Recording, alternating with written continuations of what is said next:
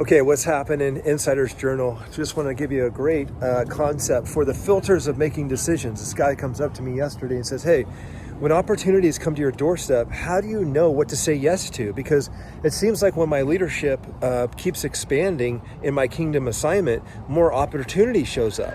So the breakdown for what happens when a leader looks at all these opportunities, you have to have a criteria of what you say yes to and why.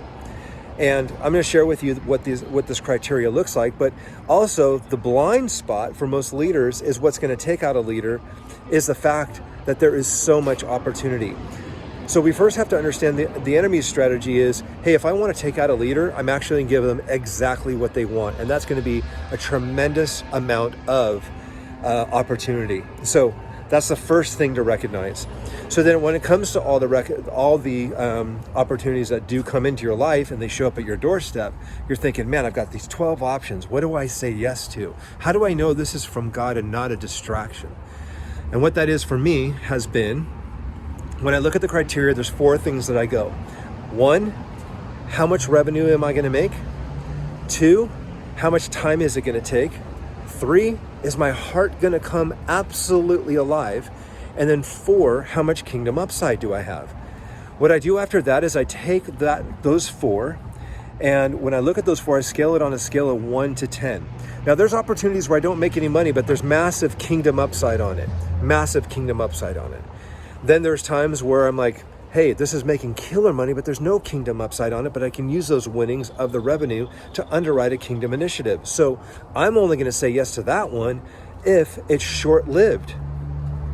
Now, the next part of my criteria is not just on the personal side of my time, my kingdom, my money, and if my heart comes alive, but then I'm going to go to the next part, and that's this.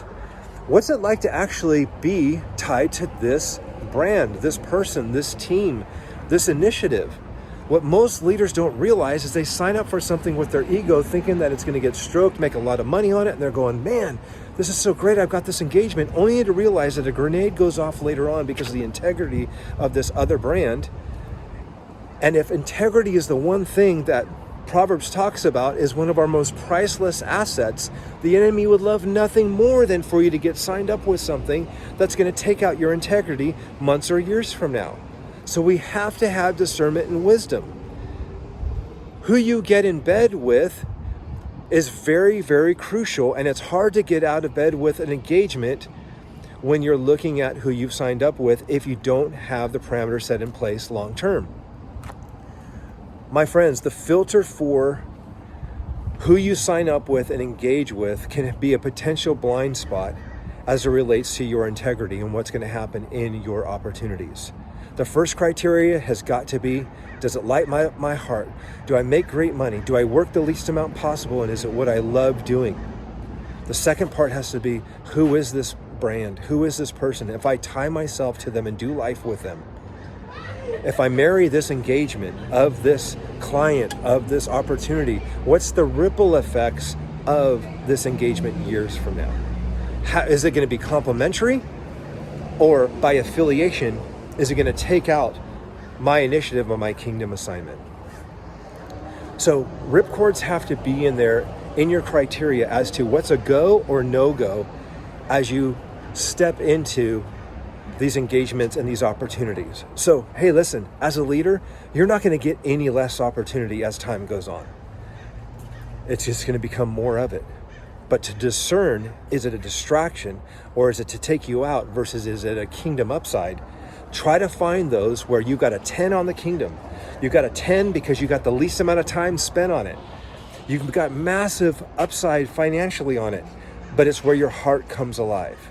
The Master's Program is all about making sure that you look at that criteria and make sure that it does take your unique abilities, that it does take your passions, and it aligns 100% to where you are able to have the capacity to be able to go and serve others and to start other initiatives that do have as much kingdom upside as possible. Because here's the thing. The more you say yes to means that you're going to max out the thermometer of your life in terms of your time allocation, and you're going to have way less time that can go to serve others. So the enemy would love nothing more than helping you build a nice, beautiful gold-plated hamster wheel that gets you running in place, super, super busy, but not bearing any fruit. And at the end of the day, your criteria with all the opportunities that you sign up for and sign yourself up for ultimately should have KROI, Kingdom Return on Investment. It can't just be that you're busy. It's got to be that you're actually getting kingdom upside as a result of it. So are all these opportunities going to make you more busy, or are they actually going to help you bear more fruit?